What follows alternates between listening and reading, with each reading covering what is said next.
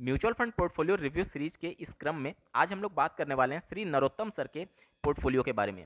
इनका पोर्टफोलियो काफ़ी इंपॉर्टेंट है क्योंकि इनके पोर्टफोलियो से आपको सीखने को मिलेगा कि जब आप अपने मिड एज में म्यूचुअल फंड इन्वेस्टमेंट की जर्नी को स्टार्ट करते हैं और रिटायरमेंट तक आप अपने इस जर्नी को कंटिन्यू रखना चाहते हैं तो कितना और किस टाइप के म्यूचुअल फंड्स में आपको इन्वेस्टमेंट करना चाहिए, साथ ही साथ फंड सिलेक्शन आपका किस बेसिस पर होना चाहिए, ऐसे तमाम चीज़ों के बारे में इस वीडियो के माध्यम से आपको सीखने को मिलेगा। तो अंत तक जरूर जुड़े रहिएगा। नमस्कार दोस्तों, मेरा नाम है नीरज, आप देख रहे हैं फिनोबिट यूट्यूब चैनल। अगर आप इस चैनल पर पहली बार विजिट कर रहे हैं तो इसको सब्सक्राइब करते हुए बेल आइकन को प्रेस करना ना भूलें। ये लगभग मंथली 20,000 की एसआईपी कर रहे हैं और जो इनका टाइम होराइजन है, अभी इनकी एज 44 साल है और 60 साल तक ये करने वाले हैं, मतलब कि मोटा मोटी हमारे पास 16 साल का समय है। तो 16 साल का समय काफ़ी लंबा पीरियड है। तो नो डाउट ये जो पोर्टफोलियो डिजाइन किए हुए हैं इसमें स्मॉल कैप को ज़्यादा एक्सपोजर दिए हुए हैं, तो इनका जो एक्सपोजर है वो ठीक है, लेकिन फंड सिलेक्शन के बारे में थोड़ा सा देख करके आप चौंक जाएंगे।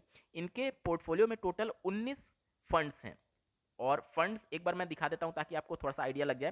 पहला बंधन स्मॉल कैप जिसमें 2000 की एसआईपी, दूसरा निपॉन इंडिया स्मॉल कैप जिसमें 1000 की एसआईपी, क्वांट स्मॉल कैप जिसमें 1000 की एसआईपी, एचएसबीसी स्मॉल कैप जिसमें 1000 की एसआईपी, महिंद्रा मैनुलाइफ जिसमें 1000 की एसआईपी, यूटीआई स्मॉल कैप जिसमें 1000 की SIP, Invesco India small cap जिसमें 1000 की SIP, axis axis small cap जिसमें 1000 की एसआईपी, एसबीआई स्मॉल कैप जिसमें 1000 की एसआईपी, टाटा स्मॉल कैप में 1000 की SIP, bank of India small cap में 1000 की एसआईपी और एडलवाइज में 1000 की एसआईपी। टोटल यहाँ पर 12 सीरियल नंबर तक आप देख पा रहे होंगे केवल स्मॉल कैप कैटेगरी के एक्टिव म्यूचुअल फंड्स आ रहे हैं। एक जो पहले सीरियल नंबर पर था उसमें 2000 की एसआईपी चल रही थी और बाकी में यानी 11 गुड़े 1000, तो यहाँ से अगर हम देखें तो 11 और 2 13,000 अभी तक इनकी एसआईपी जारी है, किसमें, स्मॉल कैप में। और इन 13,000 के लिए इन्होंने 12 एक्टिव कैटेगरी के म्यूचुअल फंड को सेलेक्ट किया हुआ है। यही नहीं, अगर आपको सीरियल नंबर 19वें पर ले जाऊं तो इन्होंने एक इंडेक्स फंड भी ले रखा है स्मॉल कैप कैटेगरी में, मोतीलाल ओसवाल का स्मॉल कैप 250 इंडेक्स फंड, जिनमें इनकी 1000 की एसआईपी चल रही है। तो अभी तक हमने देखा टोटल 13,000 वहां पर एसआईपी जा रही थी और 1000 यहाँ पर। तो मोटा मोटी हम लोग देखें तो लगभग 14,000 की इनकी एसआईपी स्मॉल कैप में जा रही है, जिसमें से 13,000 एक्टिव फंड है और 1000 जो है वो पैसिव या फिर इंडेक्स फंड आप समझ सकते हैं। अब अगर इनके टोटल स्मॉल कैप कैटेगरी के एक्टिव फंड की बात करें तो इन्होंने 12 फंड ले रखे हैं। 12 फंड में अगर मैं एवरेज केवल 50 स्टॉक्स भी मान के चलूं तो टोटल जो स्टॉक की संख्या हो गई इनकी 600 स्टॉक्स हो गए, 600। और स्मॉल कैप कैटेगरी में जो टोटल 250 कंपनी है, यानी देखा जाए तो मोटा मोटी जितना भी स्टॉक्स है स्मॉल कैप कैटेगरी में सब में इनका पैसा जा रहा है, क्योंकि 600 है तो जाहिर सी बात है चूंकि ये 12 फंड ले रखे हैं तो कुछ उसमें कॉमन होंगे और कुछ ओवरलैप होंगे। तो यूनिक अगर देखें तो 250 स्टॉक्स आ जाते हैं, यानी मोटा मोटी जो इनको रिटर्न मिलेगा वो इंडेक्स के बराबर मिलेगा। जो निफ्टी का 250 स्मॉल कैप इंडेक्स है इसके बराबर ही इनको रिटर्न मिलेगा, क्योंकि इन्होंने पूरे 12 एक्टिव कैटेगरी के स्मॉल कैप म्यूचुअल फंड में पैसा डाल रहे हैं, जो कि इनका ओवरलैप होते होते और यूनिक देखते देखते लगभग 250 स्मॉल कैप कैटेगरी के जितने भी स्टॉक्स होंगे उनमें इनका पैसा जा रहा होगा। स्मॉल कैप कैटेगरी में जितने भी एक्टिव म्यूचुअल फंड्स हैं उनमें से 70 से 80% एक्टिव म्यूचुअल फंड अपने जो बेंचमार्क होता है, जो निफ्टी स्मॉल कैप 200 250, उसको बीट कर पाते हैं। और अगर मैं इस बेंचमार्क का, जिसमें ये ऑलरेडी इन्वेस्ट कर रहे हैं Motilal Oswal Nifty small cap 250 में, अगर इनका 2005 से यानी इसके बेस डेट से अगर मैं रिटर्न दिखाऊं तो इनका जो रिटर्न है वो 17.5% के आसपास है। और जो 12 एक्टिव फंड इन्होंने ले रखे हैं वो मिला करके लगभग 250 यूनिक स्टॉक्स में इनका पैसा ऑलरेडी जा रहा होगा। तो यहाँ से जो आपका लगभग 14,000 की आप एसआईपी कर रहे हैं एक्टिव और इंडेक्स फंड को मिला करके, उस पर लगभग आपको 17.5% का ही लॉन्ग टर्म में रिटर्न देखने को मिलेगा। तो एक्टिवली मैनेज्ड म्यूचुअल फंड आपके लिए बेहतर ऑप्शन होगा, लेकिन बहुत ज्यादा आपको नहीं लेना है। देखिए, जब डाइवर्सिफिकेशन की बात आती है तो आप एक म्यूचुअल फंड कैटेगरी के, जैसे स्मॉल कैप की बात करें तो 2 फंड ले लें तो वो बहुत ज्यादा डाइवर्सिफाई हो जाएगा, क्योंकि आपके पैसे को मैनेज करने के लिए फंड मैनेजर ऑलरेडी बैठा हुआ है। जैसे मार्केट सिचुएशन बदलेगी वो आपके फंड को रीएलोकेट करता रहता है। तो उसके ऊपर छोड़िए, बहुत ज़्यादा अगर आपने फंड ले लिया है तो वो ओवर डाइवर्सिफाइड हो जाएगा, जो कि आपके रिटर्न को निगेटिव तौर पर प्रभावित करता है।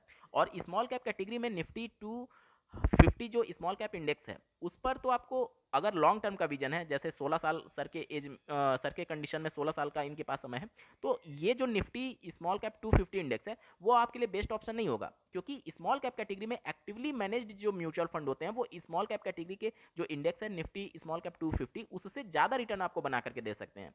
तो ये इंडेक्स को आपको कंसीडर नहीं करना चाहिए जब आपके पास 16 साल का समय है। आपको active managed small cap category में ही जाना है। और अब चूंकि आपने 12 एक्टिवली मैनेज्ड स्मॉल कैप ले रखा है तो उसमें से सिर्फ और सिर्फ आपको 2 से 3 ही स्मॉल कैप कैटेगरी के फंड को रखना है। मेरे हिसाब से 2 सफिशियंट होगा, लेकिन अगर आप और रखना चाहते हैं तो एक और बढ़ा सकते हैं। अब कौन कौन से फंड आप रख सकते हैं इसके बारे में बात कर लेते हैं। स्मॉल कैप कैटेगरी में अगर रिटर्न वाइज पिछले एक साल का टॉप परफॉर्म करने वाले म्यूचुअल फंड्स को मैं अरेंज करूं तो पहले नंबर पर बंधन स्मॉल कैप, दूसरे पर आईटीआई स्मॉल कैप, तीसरे पर महिंद्रा मैलू, चौथे पर इन्वेस्को इंडिया और पांचवें पर क्वांट स्मॉल कैप आता है रिटर्न वाइज। अगर मैं टाइम होराइजन को थोड़ा सा बढ़ा देता हूं, अब 3 साल के रिटर्न के हिसाब से अरेंज करते हैं, तो पहले नंबर पर निपॉन इंडिया, दूसरे नंबर पर बंधन स्मॉल कैप और तीसरे नंबर पर क्वांट स्मॉल कैप आ जाता है। टाइम होराइजन को थोड़ा सा और बढ़ाते हैं, अब मैं 5 साल सेलेक्ट कर लेता हूं। आप अपने स्क्रीन पर देखिएगा, quant small cap, bank of India small cap, Nippon India small cap यहाँ पर टॉप 3 में शामिल है। बंधन क्यों नहीं आया? क्योंकि बंधन 2020 में स्टार्ट हुआ था, जिसको अभी 5 साल का समय नहीं हुआ है। ठीक है, तो इनका जो बैंक ऑफ इंडिया का जो एवीएम है वो अभी काफ़ी कम है। वहीं पर अगर मैं 3 साल का टाइम होराइजन सेलेक्ट कर लेता हूं तो बंधन यहाँ पर आ जाएगा। आपको देखने को मिलेगा कि इनका जो एवीएम है वो थोड़ा सा ज़्यादा है। तो टॉप 3 को आप शामिल कर सकते हैं। देखिए, मैंने आपको बोला था कि आपके लिए 2 ही मोर देन सफिशियंट हो जाएगा, लेकिन अगर आप शामिल करना ही चाहते हैं तो निपॉन इंडिया स्मॉल कैप, जो कि स्मॉल कैप कैटेगरी में इनका एवीएम सबसे ज़्यादा है, इसको आप कंसीडर कर सकते हैं, क्योंकि ये एक कंसिस्टेंट परफॉर्मर रहा है। इसके साथ ही साथ पिछले 4 साल से बंधन स्मॉल कैप भी अच्छा खासा परफॉर्म कर रहा है, मोमेंटम में है। तो अगर आप चाहें तो इसको कंसीडर कर सकते हैं। और तीसरे नंबर पर इसका आप देख सकते हैं क्वांट स्मॉल कैप, क्योंकि इनका भी एवीएम काफ़ी अच्छा है। और हालांकि पिछले क्वार्टर से इनका परफॉर्मेंस थोड़ा सा डाउन हुआ है, लेकिन पिछले 5 सालों से ये टॉप परफॉर्मर बन करके उभरे हुए हैं। अगर मैं पिछले 5 साल का डेटा दिखाऊं तो आप अपने स्क्रीन पर देख पा रहे क्वांट जो है रिटर्न वाइज नंबर 1 पर आता है, और इसके पीछे जितने भी हैं वो दूर दूर तक आपको इनके रिटर्न के आसपास नहीं दिखेंगे। तो नो डाउट, अगर आपको 3 फंड लेना है स्मॉल कैप कैटेगरी में तो आप इन तीनों फंड को कंसीडर कर सकते हैं, निपॉन इंडिया स्मॉल कैप, बंधन स्मॉल कैप और क्वांट स्मॉल कैप। बाकी जो आपने पैसिव फंड ले रखा था index fund small cap category का, उससे आपको दूर रहना चाहिए, क्योंकि वो आपको लॉन्ग टर्म में बहुत अच्छा रिटर्न बना करके नहीं देगा। क्योंकि देखिए, यही कॉन्सेप्ट होता है, स्मॉल कैप कैटेगरी का जो आपने इंडेक्स ले रखा है उसमें टोटल 250 स्टॉक्स में आपका पैसा जाएगा।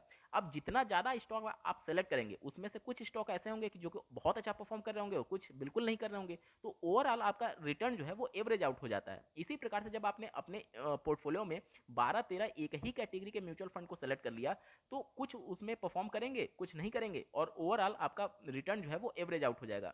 तो हमें अपने पोर्टफोलियो में कम से कम म्यूचुअल फंड को सेलेक्ट करके रखना चाहिए। तो यहाँ पर मेरे हिसाब से आपको 3 बहुत है, सफिशियंट है, इसमें आप अपना पैसा एलोकेट कर सकते हैं। ठीक है, चलिए। और जहाँ तक बात है, आप 14,000 स्मॉल कैप कैटेगरी में पैसा डाल रहे हैं, तो आप इसमें अगर डिस्ट्रीब्यूशन की बात करें तो इसमें आप कर सकते हैं निपॉन इंडिया में अगर आप चाहें तो 5,000 की कर सकते हैं, और बंधन स्मॉल कैप में आप 5,000 की कर सकते हैं, और क्वांट स्मॉल कैप में आप 4,000 की एसआईपी कर सकते हैं। टोटल 20,000 की एसआईपी है, उसमें से 14,000 हम स्पेशली किसको दे रहे हैं? हम 14,000 दे रहे हैं स्मॉल कैप को। यानी कि अगर 14,000 को 20,000 से डिवाइड करके मैं परसेंटेज में कन्वर्ट कर दूं तो ये आता है 70%। यानी टोटल आपके इन्वेस्टमेंट का 70% स्मॉल कैप में जा रहा है। अब थोड़ा सा हमें संभलने की ज़रूरत है, क्योंकि small cap category no doubt बहुत अच्छा लॉन्ग टर्म में परफॉर्म कर सकती है, आपके पोर्टफोलियो को मल्टीप्लाई कर सकती है बहुत तेज़ी से, लेकिन हमें पोर्टफोलियो को बैलेंस करने के लिए थोड़ा सा बैलेंस अप्रोच भी लेकर के चलना होगा। इसके लिए आपने अपने पोर्टफोलियो में फ्लैक्सी कैप में जीएम फ्लैक्सी कैप को शामिल कर रखा है। जीएम फ्लैक्सी कैप का अगर आप फंड डिस्ट्रीब्यूशन देखेंगे तो इनका जो फंड डिस्ट्रीब्यूशन है वो स्मॉल कैप और मिड कैप में ज़्यादा एक्सपोजर रखे हुए हैं। आपने अपने पोर्टफोलियो में 70% स्मॉल कैप को ऑलरेडी शामिल कर लिया है, तो अब आप किसी एक ऐसे फ्लैक्सी कैप की तरफ आपको जाना चाहिए मेरे हिसाब से, जो कि थोड़ा सा स्टेबल हो। No doubt GM flexi cap पिछले कुछ वर्षों से बहुत अच्छा परफॉर्म कर रहा है। इसका रीज़न क्या है? क्योंकि इन्होंने अपने पोर्टफोलियो में जो इनका फंड डिस्ट्रीब्यूशन है अगर आप उसे चेक करेंगे तो उसमें मिड कैप और स्मॉल कैप को ये ज़्यादा एक्सपोजर दे रखे हैं। वहीं पर अगर आप पराग पारिक फ्लेक्सी कैप को देखेंगे जो कि बहुत तेज रिटर्न तो नहीं देता है, ऐसा नहीं कि आपको टॉप परफॉर्मर वो कहा जाए, लेकिन एक कंसिस्टेंट परफॉर्मर है जो कि पिछले कुछ वर्षों से एक लगातार आपको एक डिसेंट रिटर्न आपको बना करके दे रहा है। और जब मार्केट में करेक्शन होता है तो ये फंड कम गिरता है, यानी कि स्मॉल कैप में तो आपने ऑलरेडी 70% इन्वेस्ट कर रखा है, बाकी के जो फंड्स हैं उनमें थोड़ा सा आपको बैलेंस अप्रोच लेकर के चलना चाहिए। और मेरे हिसाब से जीएम फ्लेक्सी कैप को आपको कंसीडर नहीं करना चाहिए। इसके जगह पर फ्लेक्सी कैप कैटेगरी का पराग पारिक फ्लेक्सी कैप आपको कंसीडर करना चाहिए। पराग पारिक फ्लेक्सी कैप, ठीक है, पराग पारिक फ्लेक्सी कैप को आप कंसीडर कर सकते हैं।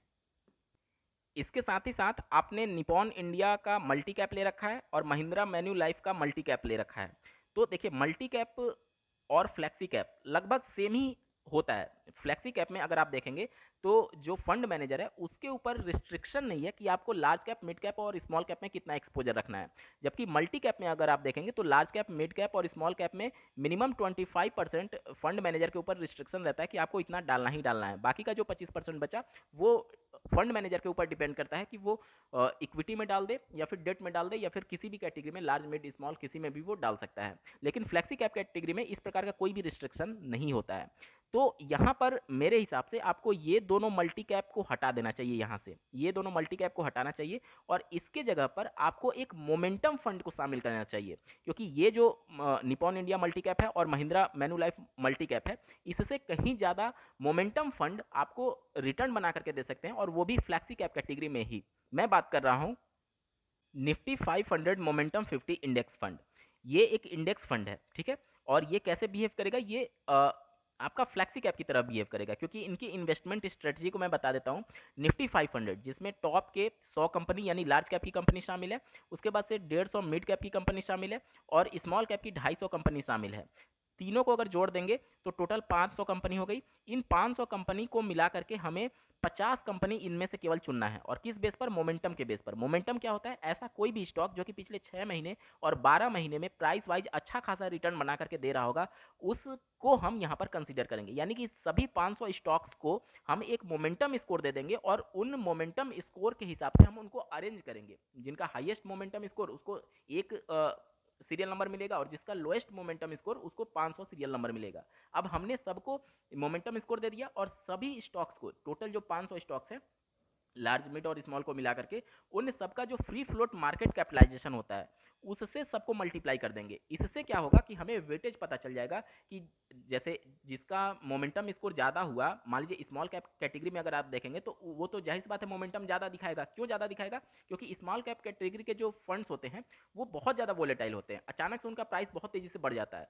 तो जब अचानक से बढ़ा तो वो मोमेंटम में आ गया, तो उन्हीं का तो केवल सेलेक्ट होंगे क्योंकि मोमेंटम वो ज़्यादा दिखाएंगे, तो मिड और लार्ज कैप तो सेलेक्ट नहीं हो पाएगा। इसीलिए यहाँ पर ये व्यवस्था की गई है कि फ्री फ्लोट मार्केट कैपिटलाइजेशन जिसका ज़्यादा होगा उसके हिसाब से वेटेज तय होगा। मतलब कि सभी 500 स्टॉक्स का जो हमने मोमेंटम स्कोर निकाला और उसके फ्री फ्लोट मार्केट कैपिटलाइजेशन से मल्टीप्लाई कर दिया जाएगा। उसके बाद जिससे जो फाइनल स्कोर आएगा उसको फिर से अरेंज किया जाएगा सीरियल नंबर 1 से लेकर के 500 तक, और ऊपर की जो 50 सीरियल नंबर तक स्टॉक आएंगे उन स्टॉक को पिक कर लिया जाएगा और उसी के माध्यम से ये इंडेक्स बना हुआ है निफ्टी 500 मोमेंटम 50 इंडेक्स, जिसमें आपका वेटेज हमने तय कर लिया किस हिसाब से, फ्री फ्लोट मार्केट कैपिटलाइजेशन और जो मोमेंटम स्कोर था उसके हिसाब से, और उसी वेटेज के हिसाब से आपका पैसा यहाँ पर इन्वेस्ट किया जाएगा।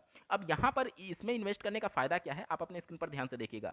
इन्होंने 2005 के बेस डेट से लगभग 25% का एनुअलाइज रिटर्न बना करके दिया हुआ है। तो ये एक फंड ऐसा है जो कि वेल डाइवर्सिफाइड है, लार्ज कैप, मिड कैप और स्मॉल कैप, और वो भी मोमेंटम के बेस पर स्टॉक्स पिक हो रहे हैं, तो ये आपको अच्छा खासा रिटर्न बना करके दे सकते हैं।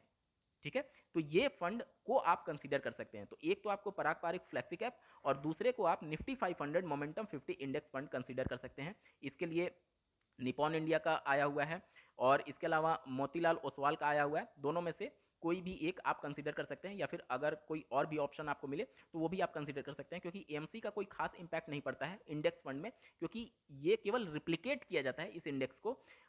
यहाँ पर कोई भी बायस्डनेस नहीं होगी किसी भी एएमसी के द्वारा। हालांकि ट्रैकिंग एरर की वजह से आपका आधा परसेंट 1% रिटर्न में अंतर देखने को मिल सकता है, लेकिन ऐसा नहीं होगा कि 10-10%, 5-5% रिटर्न में अंतर देखने को मिले। तो किसी भी एएमसी का आप जिसको आप भी मन करें वो आप कंसीडर कर सकते हैं। तो जीएम फ्लेक्सी कैप को हमें कंसीडर नहीं करना है, इसके जगह पराग पारिक फ्लेक्सी कैप को हमें कंसीडर करना है। इसके बाद बात करें मोतीलाल ओसवाल मिड कैप की, तो ये एक बेहतरीन फंड है मिड कैप कैटेगरी का, इसको आपको कंटिन्यू करना चाहिए। बाकी निपॉन इंडिया मल्टी कैप और महिंद्रा मैन्युलाइफ मल्टी कैप, इन दोनों को हम लोग यहाँ से हटाएंगे और इसकी जगह पर हम लोग कौन सा फंड ऐड कर रहे हैं, हम लोग ऐड कर रहे हैं निफ्टी 500 मोमेंटम 50 इंडेक्स फंड। ठीक है, किसी भी एएमसी का आप ले सकते हैं।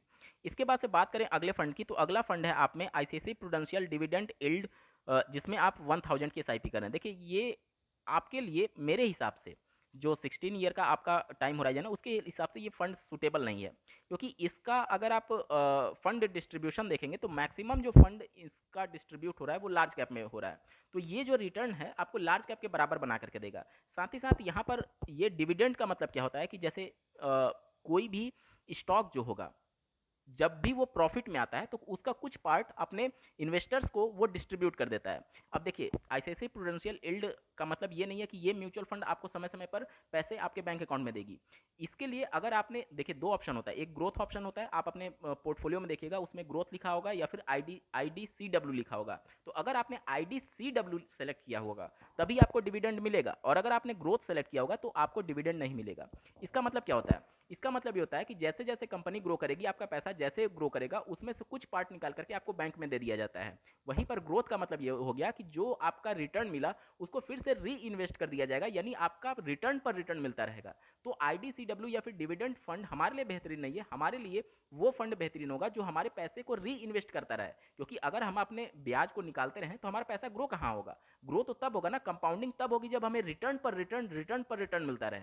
तो इसलिए डिविडेंड, हालांकि मैं ये नहीं कह रहा हूं कि आपको डिविडेंड मिलेगा ही, लेकिन इनकी इन्वेस्टमेंट स्ट्रेटजी में समझाने की कोशिश कर रहा हूं कि ये जो डिविडेंड यील्ड वाले म्यूचुअल फंड्स होते हैं वो ऐसे ही स्टॉक को पिक करते हैं जो कि डिविडेंड देने वाले स्टॉक्स होते हैं। ठीक है, तो ये इनकी इन्वेस्टमेंट स्ट्रेटजी होती है। आपको डिविडेंड मिलेगा या नहीं ये डिपेंड करेगा कि आपने कौन सा लिया है, IDCW या फिर ग्रोथ वाला।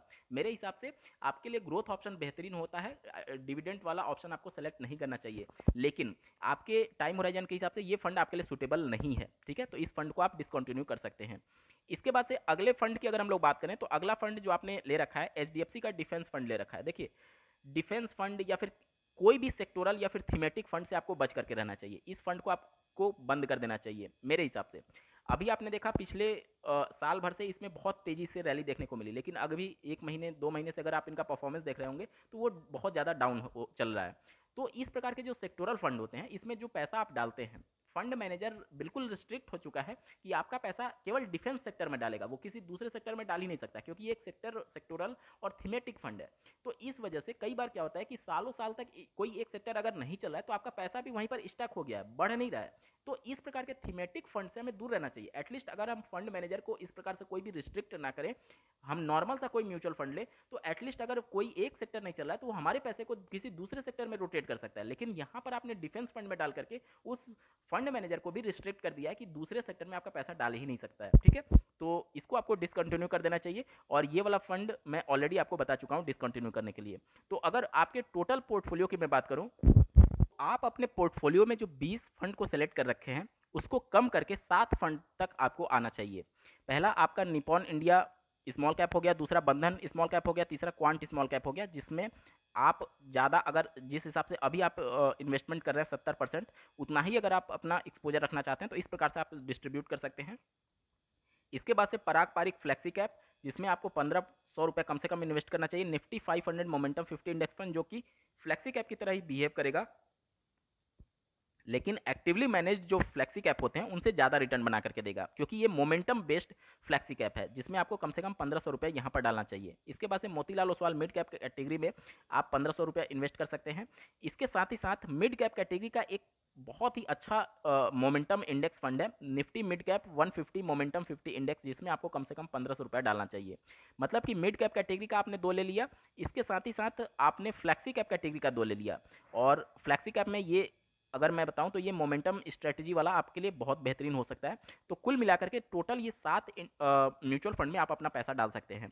अगर आप अपना थोड़ा सा यहाँ से स्मॉल कैप से फंड कम करना चाहें तो यहाँ से 1-2 हज़ार कम करके आप इस निफ्टी 500 मोमेंटम 50 वाले में और निफ्टी मिड कैप 150 मोमेंटम 50 वाले में आप 500 1000 जितना भी आप चाहें वो बढ़ा सकते हैं। इस प्रकार से आप अपने फंड को जब डिस्ट्रीब्यूट करेंगे तो आपका जो रिटर्न है वो अभी जो आपका पोर्टफोलियो उससे काफ़ी हद तक बढ़ जाएगा, क्योंकि आपने ओवरलैपिंग काफ़ी हद तक कम कर ली होगी। ठीक है, तो इस तरीके से आपको आपका पोर्टफोलियो डिजाइन करना चाहिए। आपके लिए इतना फंड सफिशियंट है, 7 फंड मोर देन सफिशियंट है। अब इससे ज़्यादा एक भी फंड आपको सेलेक्ट नहीं करना चाहिए, क्योंकि जो आप स्मॉल कैप कैटेगरी का ले रहे हैं 65% ही रिस्ट्रिक्शन होता है कि फंड मैनेजर आपका जो फंड है वो स्मॉल कैप कैटेगरी में डालेगा। बाकी जितने भी स्मॉल कैप कैटेगरी हैं उसमें मिड कैप भी और लार्ज कैप भी शामिल है। अगर आप पराग पारिक देखेंगे या फिर ये इंडेक्स में तो नहीं, लेकिन एक्टिवली मैनेज जो म्यूचुअल फंड होते हैं जैसे मोतीलाल ओसवाल मिड कैप,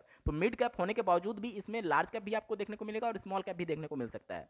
ये समय समय पर फंड मैनेजर इसको अपने हिसाब से फंड को एलोकेट करते रहते हैं। मिड कैप है तो मिनिमम 65% मिड कैप में डाला जाएगा, बाकी 35% वो जहां पर भी चाहें वो एलोकेट कर सकते हैं। तो इस तरीके से आपको आपका पोर्टफोलियो बनाना चाहिए।